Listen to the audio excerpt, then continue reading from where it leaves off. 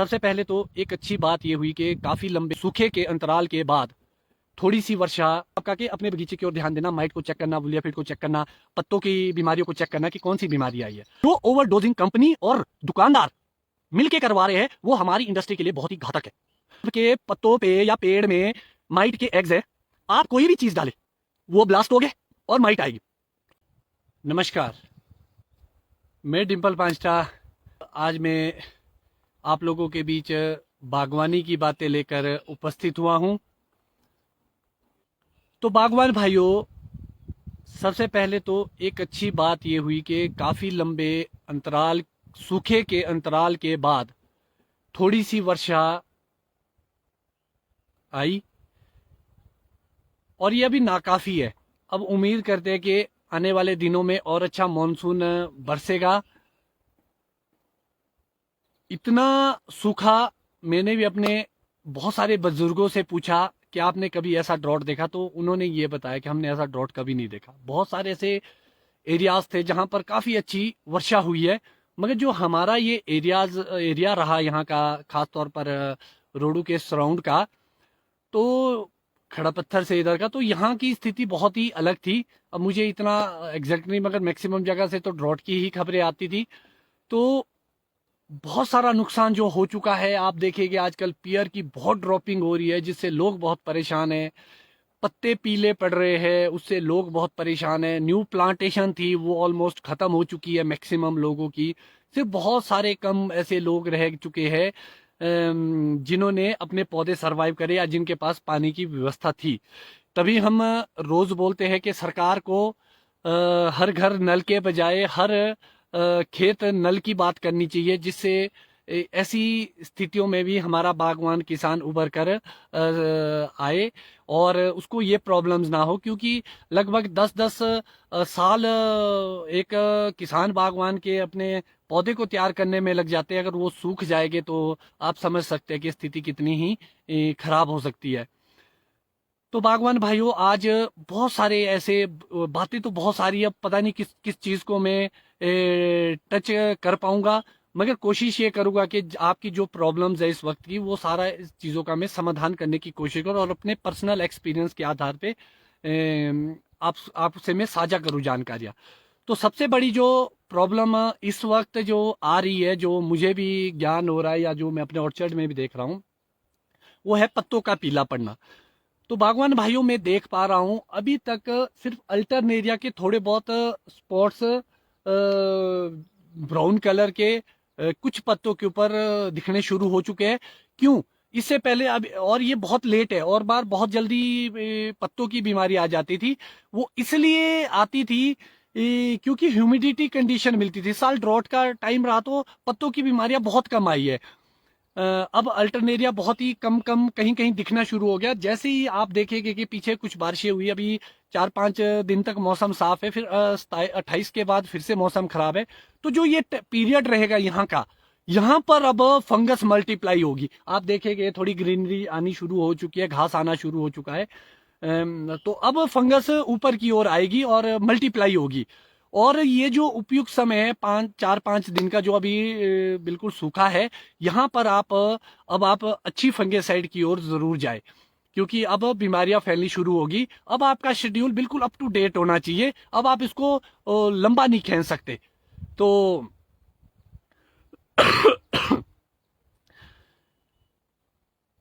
जो पत्ते पीले होने की मैं बात कर रहा हूं, मैं आपको थोड़ा सा दिखाने की कोशिश करूंगा।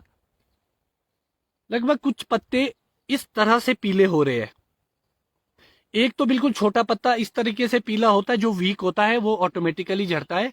और बहुत सारे बागवान दुविधा में है कि ये कोई बीमारी होगी। तो मैं आप लोगों की जानकारी के लिए बताना चाहूंगा, जो पूरी तरह से क्लीन पत्ता गिर रहा है, वो मैक्सिमम ड्रॉट की प्रॉब्लम है, ड्रॉट की वजह से गिर रहा है, वो कोई बीमारी नहीं है। इसके लिए आपको इतना पैनिक लेने की कोई जरूरत नहीं है या परेशान हो जाए कि ये क्या बीमारी आ चुकी है। और बहुत सारे लोगों के, या इवन मेरे अपने, क्योंकि ऐसा सूखा हमने भी नहीं देखा इस साल, साइज में देख रहा हूँ बहुत ही छोटा रह चुका है। लगभग एक महीने से भी ऊपर हो गया है वक्त। जो साइज उस वक्त था वो आज भी वहीं पर है। बहुत ही रेयर कहीं हमारे को एक्स्ट्रा स्मॉल का दाना दिख रहा है, मैक्सिमम तो सेमलियर और सेपरेटर पे आ गए। जो हम उम्मीद कर रहे थे कि 20 दिन पहले फ्लावर आया तो सीजन जल्दी आएगा, तो मुझे नहीं लगता कि हम लोगों का आएगा। हम लोग फिर से वहीं पहुंचेंगे, इवन उससे भी लेट हो जाएंगे। मैक्सिमम हम 25 जुलाई के आसपास शुरू कर देते हैं सीजन। मुझे नहीं लगता इस साल 5-10 अगस्त से पहले हम शुरू कर पाएंगे, खासतौर पर ये न्यू वैरायटी जो हम पहले तोड़ते थे। तो चलो, बारिश आई, सबसे बड़ी उम्मीद तो हम ये रखते हैं कि भी हमारे जो पौधे सूख रहे थे, बहुत नुकसान हो चुका है। इवन मेरा भी बहुत सारे पौधे सूख गए इस साल। तो चलो, लेट आई मगर अब ऑर्चर्ड बच गए हमारे, फसल तो अगली साल भी लग जाएगी। तो इसके लिए आपको पैनिक लेने की कोई ज्यादा जरूरत नहीं है, जो भी आपका अपना शेड्यूल है। मगर एक शेड्यूल में आप फंगेसाइड की जब मैं बात कर रहा हूं, तो आपको एक चीज का ध्यान रखना है। तो कोशिश ये करें, जो भी आप अब फंगेसाइड डालेंगे वो कॉम्बिनेशन में डालें, जिसमें 2 सॉल्ट एक साथ मिक्स हो। जब भी आप सिंगल की हो जाएगी, उसका टाइम पीरियड थोड़ा सा कम रहता है और इतनी इफेक्टिव रहती नहीं अब, जब बीमारियां ज्यादा आने लगती है। तो आपको कॉम्बिनेशन वाली डालनी होती है। जैसे बहुत सारे लोग डाइथिन बेबिस्टिन डालते हैं, अवतार के रूप में क्वांटाफॉर्जेट 78 को मिला के भी कुछ लोग बनाते हैं। कुछ इस टाइम में आप डाल सकते हैं। बहुत सारे लोग नेटिवो डालते हैं, बहुत सारे लोग मैरीवोन डालते हैं, एरागोन डालते हैं, सिग्नम डालते हैं। बहुत सारी ऐसी मॉलिक्यूल आज मार्केट में जो नॉनी यूनिवर्सिटी के द्वारा भी अपने शेड्यूल में दिए गए, और मार्केट में और भी बहुत सारी फंगेसाइड मिल जाती है। सिर्फ एक चीज का ध्यान रखना कि फंगेसाइड्स को आपने बदल के डालना है, सेम सॉल्ट को रिपीट नहीं करना। जैसे कि आज मुझे सुबह ही एक फोन कॉल आया कि जी मैंने नेक्स्ट अपना नेटिवो डाला है, अब अगली क्या डालूं। जो दवाई उसने बोली तो उसमें भी ऑलरेडी टेबुकोनाजोल था। तो आपको ये ध्यान रखना कि आपको एक नाम के पीछे नहीं भागना है। नेटिवो हो गया, मेरे आपको सॉल्ट देखना है कि आपने पहले कौन सा सॉल्ट डाला है। जो सॉल्ट आप डाल चुके हैं, प्लीज उसको आप रिपीट ना करें, क्योंकि रेजिस्टेंस बिल्ड होती है फंगस में। तो आने वाले टाइम में वो दवाई असर नहीं करेगी या बहुत ही कम करेगी। तो दूसरी बड़ी बात थी कि जो मैंने आपको बताया था कि पानी का पीएच चेक करके ही डाले तो ज्यादा अच्छा है, और पीएच को डाउन करने की कोशिश करे कि जिससे पानी का पीएच डाउन हो जाए और दवाई का टाइम, काम करने का पीरियड बढ़ जाए हमारा। तो एक बड़ी बात जो आपको आजकल जो एक इसी के बीच में कवर करना चाहूंगा फंगेसाइड से रिलेटेड, एक और क्वेश्चन बड़ा रेज होके आ रहा है। वो आ रहा है दवाई को की डोज को लेके।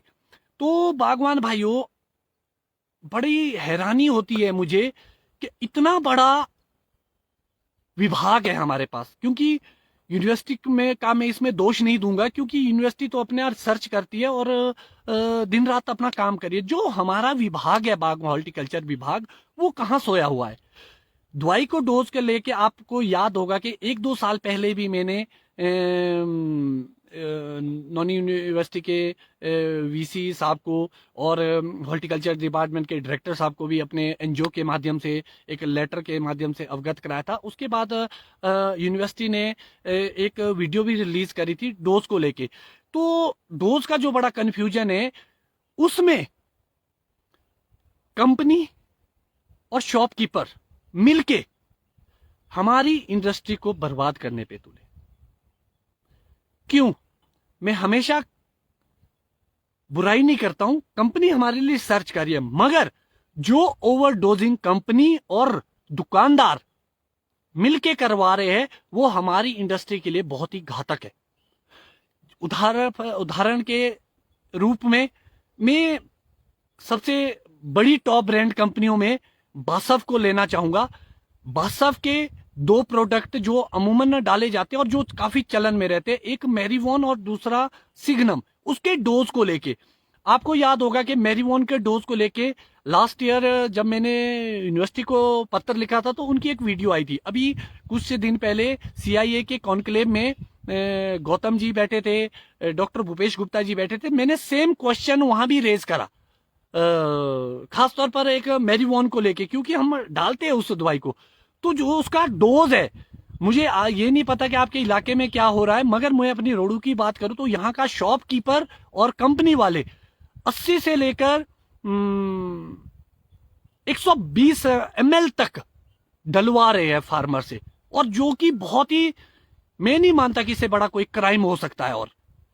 और आपको यह पता होना चाहिए कि मैरीवोन की डोज क्या रिकमेंडेड है। मैरीवोन की डोज 20 ml 20 ml रिकमेंड है 200 लीटर पानी में, लगभग 250 के करीब 250 ml का। तो जो स्प्रे आपको 200 रुपए की पड़नी थी वो कहीं ना कहीं जाके आपकी 1000 और 1200 रुपए की बैठ रही है पर ड्रम। तो आप समझ सकते कितना ओवरडोजिंग करवा रहे हैं हमारे से ये लोग। और जब मैंने गौतम जी से जो पैथोलॉजी के हेड है और भूपेश गुप्ता जी से ये क्वेश्चन रेज किया तो उन्होंने बताया कि आप हमारे नॉनी के द्वारा बताए गए शेड्यूल को फॉलो करें, जो डोज उसमें रिकमेंडेड है उसके हिसाब से छिड़काव करें, अदरवाइज जो डोज आप ओवर डाल रहे हैं उसके लिए हमने नहीं कहा और उसके लिए जिम्मेवार आप सब लोग खुद होगे। तो आप लोगों को भी बागवान भाइयों ये समझना होगा, जब भी आप कोई डोज डालते हैं किसी भी दवाई का, सबसे पहले ये जांच ले उसकी रिकमेंडेड डोज कितनी है। अगर मैं सिग्नम की बात करूं तो लगभग 120 ग्राम तक डलवाने की कोशिश की जाती है, और जबकि नॉनी के द्वारा जब मैंने उनसे पता किया यूनिवर्सिटी से तो वो 50 ग्राम डालने के लिए बोल रहे हैं। तो आप समझ सकते हैं ऑलमोस्ट ट्रिपल पे डोजिंग कर रहे हैं हम, और ये हमारे लिए बहुत ही घातक है। एक तो पैसा, ऊपर से आप देखेंगे कि हमारा बागवान सूखे की मार झेल रहा है, कहीं ओलों की मार झेल रहा है, मौसम की बेरुखी से सारे लोग ही जूझ रहे हैं। तो इस पर, और सबसे बड़ी बात है पेटी ट्रे की, आपने एक वीडियो देखी होगी कुछ दिन पहले हमारी जेवीएन विजन टीवी पे, तो आप देखेंगे कि कितनी महंगाई हो चुकी है। इस महंगाई के दौर में अगर हमारे को दवाइयाँ ऑलरेडी महंगी हो चुकी है, ऑलमोस्ट डबल और ट्रिपल रेट हो चुके हैं फर्टिलाइजर के और फंगेसाइड्स के, तो अगर इस स्थिति में हम ओवरडोजिंग की ओर जाएंगे तो जो हमारा खर्चा है बागवाना का वो हमारे लिए बचेगा क्या और कितना बच पाएगा। तो बागवान भाइयों ये आप लोगों को समझना है कि भी आप अपना पैसा कहां बचा सकते हैं। अभी आपकी लेबर महंगी हो जाएगी, आपकी ट्रांसपोर्टेशन महंगी हो जाएगी कि ऑयल के दाम आप सबको पता है। तो बागवान भाइयों आपको जागरूक होना, जागरूकता का मतलब नई वैरायटियां लगाना या एक अच्छा बगीचा तैयार करना ही एक प्रोग्रेसिव बागवान की निशानी नहीं हो सकती। आप प्रोग्रेसिव तब कहलाएंगे जब आपको हर चीज का ज्ञान हो, दवाई के डोज को लेके, दवाई की टाइमिंग को लेके, दवाई जो बीमारियां फैल रही है उसकी जानकारी आपको होनी चाहिए कि कौन सी बीमारी फैल रही है, किसके लिए क्या दवाई डालनी चाहिए। तो ये सारी जब चीजें मिलके एक बागवान के अंदर आती है, उसको हर चीज का ज्ञान होता है, तब वो प्रोग्रेसिव कहलाता है। और प्रोग्रेसिवनेस को आप कभी पैसों से नहीं तोल सकते कि बहुत बड़ा ग्रोवर है या किसी के पास बहुत बड़े सारे पैसे हैं तो एक प्रोग्रेसिव बागवान हो सकता है, ऐसा बिल्कुल नहीं है। आज बिल्कुल छोटे छोटे से जिनके 2-2, 400 बॉक्स भी सेब के होते हैं वो भी प्रोग्रेसिव है। अब बहुत सारे ऐसे मेरे मित्र है या छोटे बच्चे हैं हमारे पीछे जो बहुत ही लेट जिन्होंने काम शुरू किया। तो जब मैं उनसे 2010 के दशक में मिला था, 12-13 के आसपास मिला था, तो आज बिल्कुल स्मॉल फार्मर है क्योंकि उनके पास लैंड नहीं है, 500, 700, 400 बॉक्स होते हैं उनके, मगर उनकी नॉलेज दे सुनता हूं मैं, अब बहुत ही रिफाइंड हो चुके हैं वो लोग, वो भी एक प्रोग्रेसिव की कैटेगरी में आते हैं। तो बागवान भाइयों आपको दवाई के डोज को लेके बिल्कुल जागरूक होना है। जैसे बहुत सारे लोग आजकल डाइथिन और बेबिस्टिन की स्प्रे करें, जो मैनकोजेब M45 है आपकी वो 600 ग्राम पड़ती है ना कि 500 ग्राम, उसको हम कम डाल रहे हैं। और आपको ये ध्यान रखना होगा कि दवाई के डोज के साथ आप ऊपर नीचे ना करें, क्योंकि जो साइंटिफिकली जो अप्रूव्ड चीज है उसके ही हिसाब से चले, आप अपना ऐड करने की कोशिश ना करें। उससे आपके बहुत सारे लोग बोलते कि रस्टिंग आ गई, रस्टिंग तो आएगी जब आप ओवरडोजिंग करें, तो रस्टिंग का सबसे बड़ा कारण ओवरडोजिंग है क्योंकि वो डैमेज करेगा आपकी उसको। आपको ये ध्यान रखना होगा कि आप बिल्कुल कॉम्प्लिकेटेड ना बनाए अपनी बागवानी को, बिल्कुल सिंपल तरीके से चले। आपका जो अपना शेड्यूल है 15 से 20 दिन के बीच की स्प्रे का, उसको आप फॉलो करें और मॉलिक्यूल को बदल के करें। कोई रिकमेंड, ऐसा जरूरी नहीं है कि आपको किसी ने रिकमेंड किया कि वही दवाई बढ़िया है। अगर मैं आज मान लो कोई नेटिवो डालता तो जरूरी थोड़ी नहीं कि वो नेटिवो ही आपने डाली, आप अपने बजट के हिसाब से देखिए। बहुत सारे मॉलिक्यूल सस्ते भी आते हैं और इफेक्टिव होते हैं। ऐसा नहीं है कि दवाइयाँ काम नहीं करती, दवाइयाँ काम करती है। उसमें हमारा पानी का पीएच का बड़ा रोल था, पहले हमारे को ज्ञान नहीं था, अब हमारे को ज्ञान है तो हम उसको कम कर सकते हैं। या हम मौसम, आप ये चीज जरूर देखें कि स्प्रे उस दिन करें जिस दिन बारिश ना हो। अगर आपकी धुलती है, वॉश आउट होते आए आपकी स्प्रे, तो आपको हफ्ते के बाद फिर से करने की जरूरत है। तो जो पत्तों की बीमारियां आती है वो सबसे ज्यादा डैमेज करती है, आपको पत्ते को झड़ने से बचाना होगा। वो इस साल की फसल तो खराब होगी होगी, अगली साल का बीमा भी डेवलप नहीं होगा और अगली साल की क्रॉप भी आपकी डैमेज होगी। इसीलिए आपको ध्यान रखना होगा कि दवाई के डोज को लेके अगर आपको कोई संशय हो तो नजदीकी बागवानी हॉर्टिकल्चर विभाग जाए, वहां पर जाके जरूर टैली करे कि जो दवाई आप लेते, बाजार आप जाते, बाजार के साथ ही आपका हॉर्टिकल्चर विभाग होता, आप वहां जाइए, पूछिए। एचडीओज बैठे हैं, एसएमएस बैठे हैं, बहुत सारे हमारे जो रोडू और जुब्बल का एरिया या कोटखाई का एरिया था, यहाँ तो हर जगह ही बहुत अच्छे विभाग के अधिकारी बैठे हैं, हमारे पास एचडीओज बैठे जो आपको सही जानकारियां देते हैं। आप जरूर सलाह ले, वैज्ञानिक सलाह ले, डोज को लेके जरूर सलाह ले।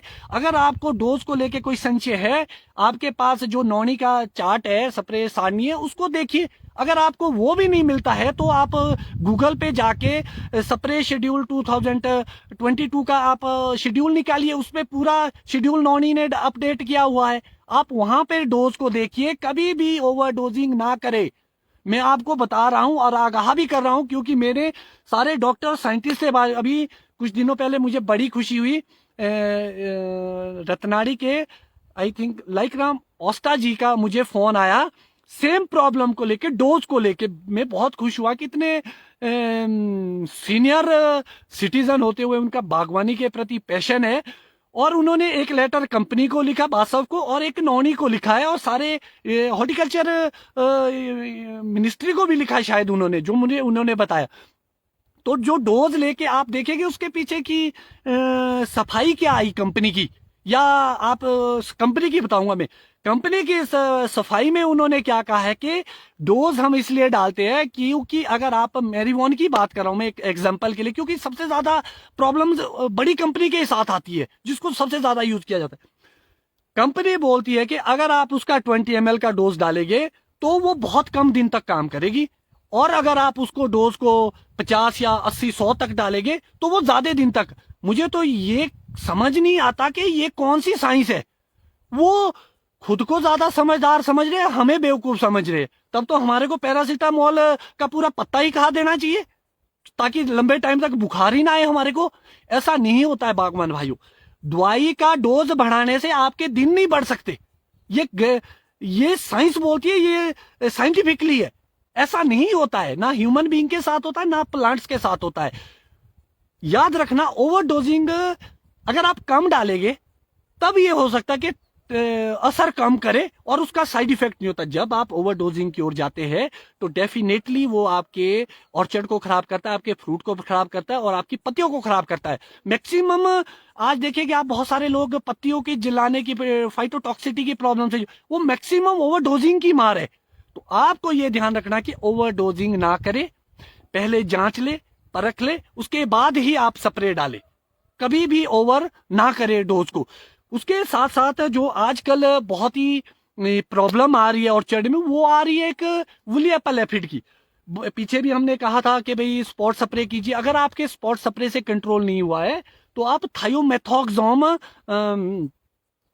डाल सकते हैं, जिससे वो पूरी तरह खत्म। हाँ, माइट के लिए बढ़ावा हो सकता है, मगर मेरा अपना प्रैक्टिकल एक्सपीरियंस ये है कि जब आपके पत्तों पे या पेड़ में माइट के एग्स है, आप कोई भी चीज डाले वो ब्लास्ट हो गए और माइट आएगी।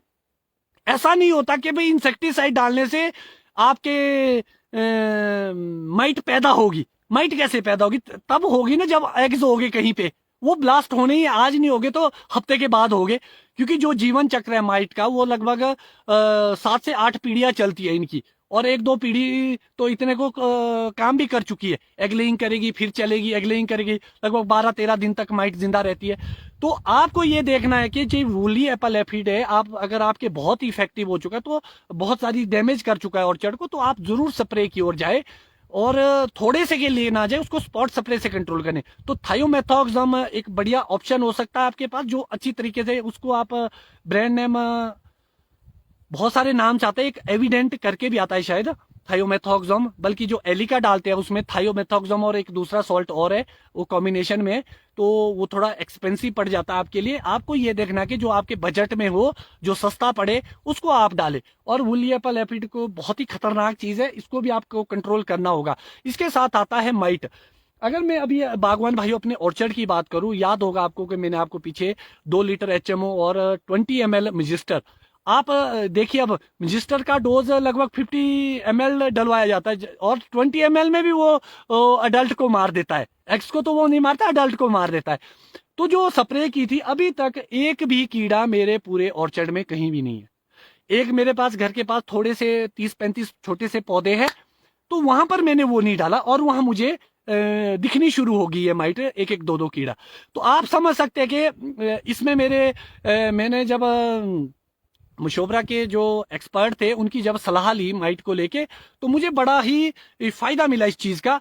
जो ये HMO के साथ रजिस्टर ऐड करने की बात हुई है, तो इससे बहुत ही इफेक्टिव रहा। अभी तक तो मैं बचा हुआ हूं, अब कब तक बचता हूं वो देखने आगे का विषय रहेगा हमारा। मगर अभी का ये ट्रायल बिल्कुल ही पास हो चुका है और अभी तक बिल्कुल भी माइट नहीं है। तो माइट के लिए भी आपको तैयार रहना होगा। बहुत सारे बागवानों को हम बहुत बार बोल चुके हैं, ज्ञान भी होगा, मगर बहुत सारे लोगों को ज्ञान नहीं है। मैक्सिमम जो अभी पिछड़े क्षेत्र है हमारे, वहां अभी भी ये धारणा कि अगर पत्ता झड़ना शुरू हो जाता है, पीला पड़ना, तो वो माइट लगी है। जबकि आपको पता होना चाहिए कि ये फंगस का काम है, ये माइट का काम नहीं है। माइट आपके पत्तों के ऊपर कीड़ों के रूप में आती है, उसको आप देख सकते हैं लेंस के माध्यम से। अपना जरूर एक लेंस लीजिए। जिस दुकानदार से आप दवाइयां खरीदते हैं, उन्हीं के पास कंपनी वाले फ्री में देते हैं लेंस। आप जरूर उनसे डिमांड करें, जब आप खरीद रहे तो उनका काम है सर्विस देना आपको, आप उनसे लेंस ले। या तो आप अपने फोन का कैमरा ऑन करके जूम करके भी देख सकते हैं, जिनको नहीं दिख सकता। अगर फिर भी आपको प्रॉब्लम आती है तो एक प्लेन पेपर लीजिए, उसके ऊपर इसको रखिए और उसको ऐसे करके प्रेस कीजिए। उसके अंदर ब्लड लगेगा आपको, आप उससे पॉपुलेशन चेक कर सकते हैं कि कितने कीड़े हैं। वैसे मेरा अपना मानना है कि अगर एक दो कीड़ा भी हो तो उसको मार देना चाहिए, उसको रखना नहीं चाहिए। बोला जाता कि जब पॉपुलेशन 5-6 के बाद हो तभी स्प्रे पे जाए, नहीं, ऐसा नहीं है। क्योंकि जो 2-3 आपको दिख रही है वो एग लेइंग करेगी, उससे पहले ही उसको मार दो, अंडे देने लायक नहीं छोड़ो। ये बहुत सारे डॉक्टर भी रिकमेंड करते हैं और वहां मेरी धारणा थोड़ी अलग हो जाती है, क्योंकि कहीं ना कहीं मुझे लगता है कि वो भी कहीं ना कहीं कंपनी को बेनिफिट देने के चक्कर में रहते हैं। तो इसीलिए अगर आपको माइट दिखे, 2 कीड़े भी दिखे, तो आप सिंपल हल्का सा मॉलिक्यूल 20-25 ml अपना रजिस्टर डाल दीजिए। सस्ता भी है और इफेक्टिव है, वो उसको मार देगा अगर आपको ज्यादा भी नहीं करना है। तो माइट, वुली एफिड और फंगस, इन चीजों का बड़ा ध्यान रखना होगा। अब एक और बड़ा क्वेश्चन आता है आजकल, बहुत सारे लोग बोलते हैं साइज नहीं बढ़ा। मेरा अपना मानना है कि सबसे बड़ा इन्वायरमेंट है। हमें पर्यावरण बचाना होगा, पर्यावरण को बचाने की ओर हमारे को जाना होगा। आज जागो, जब जागो तब सवेरा। अगर हमने फॉरेस्ट नहीं बचाए अपने, तो आने वाली स्थिति बहुत ही खतरनाक हो सकती है, हमारे को बागवानी छोड़ने पे मजबूर भी कर सकती है। तो आप लोगों को यह देखना होगा कि हम अपने फॉरेस्ट को बचाए, इन्वायरमेंट को बचाए, और सरकारों से भी अपना प्रेशर डाले कि हमारे को इरिगेशन की फैसिलिटी उपलब्ध कराई जाए। जहां पानी नहीं है वहां पानी पहुंचाया जाए। आप हमारे घर के नलके की टेंशन ना लीजिए, हमारे नलकों में सबके पानी है। हमारे को ऑर्चर्ड में पानी चाहिए। इतने बड़े बड़े टैंक्स बने, किस लिए बने? जल्द से जल्द अगर इरिगेशन की ओर नहीं गए तो हमारी स्थिति बहुत ही खराब हो सकती है। अगर ऐसा मौसम 1-2 साल और आया, खुदा ना करे, भगवान ना करे, अगली साल और आ गया, उससे अगली साल एक बार और आ गया, तो लगभग हमारे 60-70% ऑर्चर्ड ऐसे ही सूख जाएंगे। तो कहाँ हम प्रोडक्शन और क्वालिटी की बात करें, कहाँ हमारे को ये दिक्कत का सामना करना पड़ेगा। इसके साथ साथ बहुत सारे लोगों का एक और क्वेश्चन था कि समर प्रूनिंग को लेके। एक समर प्रूनिंग तो हम पहले भी करवा चुके हैं। आज भी आप, अगर आपको लगता है कि आपको समर प्रूनिंग करनी है, तो आप अभी भी समर प्रूनिंग की ओर जा सकते हैं।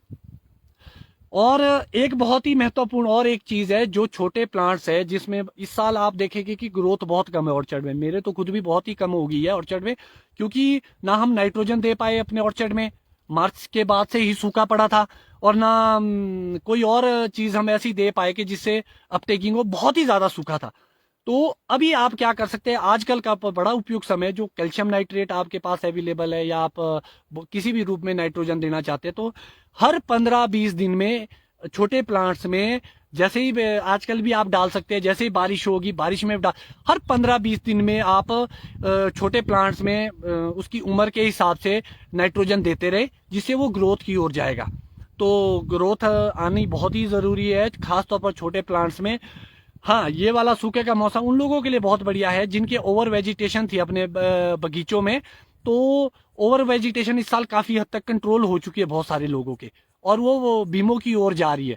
तो आप लोगों को इन चीजों का बहुत ही ध्यान रखना पड़ेगा।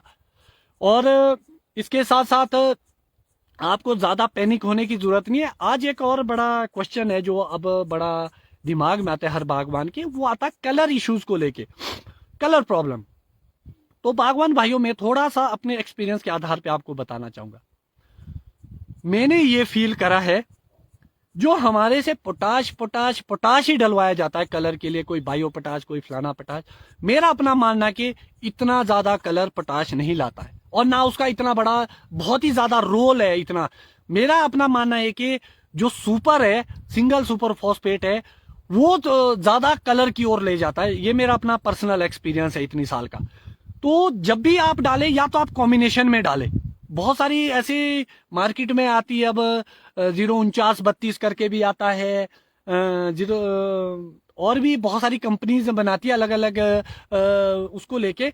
तो मेरा अपना मानना है कि जो आप सुपर और पोटाश का कॉम्बिनेशन डालते हैं स्प्रे के माध्यम से, उसको आप जरूर डालें, और बहुत ही ज्यादा पोटाश पे निर्भर ना रहे। क्यों? क्योंकि बहुत सारे लोग उम्मीद कर रहे हैं कि जो हमारे ट्रेडिशनली जो पुराने रॉयल थे, या जो रेड चीफ के बगीचे थे, उसमें कलर आएगा। आपको मैं बताना चाहता हूं कि जो हमारी ये वैरायटी है, खासतौर पर लो हाइट की अगर मैं बात करूं, लोअर एलिवेशन मिडल से लो की ओर की बात करूं, वहां कलर की प्रॉब्लम इसलिए आ रही क्योंकि आउटडेटेड हो चुकी है ये वैरायटी, बहुत पुरानी हो चुकी है। अब इसमें प्रॉब्लम ही है, इसमें कलर्स नहीं आते हैं। कलर की प्रॉब्लम हमेशा रहेगी आपको। और ऊपर से हमारा जो बहुत सारे लोगों के ओवर नाइट्रोजन डालते हैं, वो लोग ज्यादा नाइट्रोजन डालते हैं, तो नाइट्रोजन ज्यादा डालेंगे तो कलर की प्रॉब्लम आएगी। तो आप लोगों को इन चीजों का ध्यान रखना होगा कि नाइट्रोजन अब नहीं देनी है जिनके कलर की प्रॉब्लम आए, खासतौर पर बड़े पौधों में। हाँ, अभी अभी का समय, बहुत सारे लोग जो जल्दी सेब तोड़ते हैं, आपको एसओपी सल्फेट ऑफ पोटाश आप सॉइल के माध्यम से दे सकते हैं। उसको आप अगर एसओपी डालेंगे तो 300 से 400 लगभग 25-30 साल के पौधे में आप एक डोज डाल सकते हैं। और अगर आप सुपर ऐड करना चाहे तो आप सुपर को भी उसके साथ डाल सकते हैं अभी। तो वो आप लोगों की मेहनत पे डिपेंड करता है कि आप किस रूप में देना चाहे। सिर्फ एक चीज का ध्यान होना चाहिए कि जब आप ये चीजें करें तो आपके मिट्टी में मॉइस्चर का होना बहुत ही जरूरी है, बिना सूखे में ना डाले कोई चीज। और इसके साथ साथ एक और प्रॉब्लम, जिसके काफी दिनों से बहुत प्रेशर था मुझ पे, बहुत सारे एसएमएस थे, वो आ रहा था रूट रॉट को लेके, कॉलर रॉट को लेके। तो जो अब का समय आया है वो उपयुक्त आ चुका है हमारी ड्रेंचिंग का। तो जो आप ड्रेंच करते हैं, तो अब करेंगे आप, क्योंकि अब मॉइस्चर आना शुरू हो चुका है, आगे और ज्यादा बरसात आएगी। हो सके तो जब और थोड़ी बरसात आने दीजिए, उसके बाद आप ट्रीटमेंट पे जाइए। अब जो आपकी जो ट्रीटमेंट रहेगी रूट रॉट के प्रति, चाहे वो आप बायो में करो चाहे वो केमिकल में करो, तो वो अब शुरू होगी। अगर आप केमिकल की ओर जाएंगे तो केमिकल और ऑर्गेनिक में, बायो में खास तौर पर, आपको लगभग 1 महीने का वक्त देना पड़ेगा दोनों के बीच में। जो रूट रॉट और कॉलर रॉट है उस पे स्पेशली मैं एक नेक्स्ट और एक वीडियो बनाऊंगा 2-3 दिन में, उसको अलग से मैं वो करूंगा क्योंकि वो बहुत बड़ा इशू हो जाएगा। और उसमें कोशिश करूंगा कि मैं अपने साथ किसी और एक बागवान को जोड़ने की कोशिश करूं जो आपसे साझा करेंगे अपनी प्रैक्टिस। तो रूट रॉट पे हम तब बात करेंगे। तो मगर अभी वक्त आ चुका है। मगर सबसे पहला काम होगा आपका कि अपने बगीचे की ओर ध्यान देना, माइट को चेक करना, वुलियाफिड को चेक करना, पत्तों की बीमारियों को चेक करना कि कौन सी बीमारी आई है। तो बागवान भाइयों, मैं उम्मीद करता हूं कि आज की जानकारी आप लोगों के लिए अच्छी रही होगी।